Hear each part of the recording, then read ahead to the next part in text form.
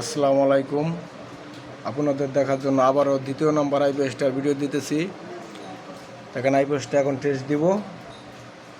এই যে পাওয়ার সুইচ দিতেছি, এখানে যে আইপিএস অন হয়েছে। অন হওয়ার পরে যে আমরা এখন লুডের বাতি দেখাবো।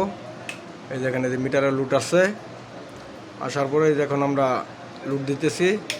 এই যে 200 ওয়াট, এই যে 300 ওয়াট, এই যে 360 ওয়াট লুট দিছি। এবং এখন চলতেছে আপনার এই যে এই ব্যাটারিটা দিয়ে।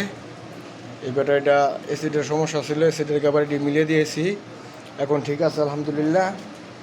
আর 300 ওয়াট লোডের পরেও দেখেন কত ভোল্ট দেখায়, দেখেন কতটা ভোল্ট দেখা এবং কত দেখায় আপনারা দেখেন।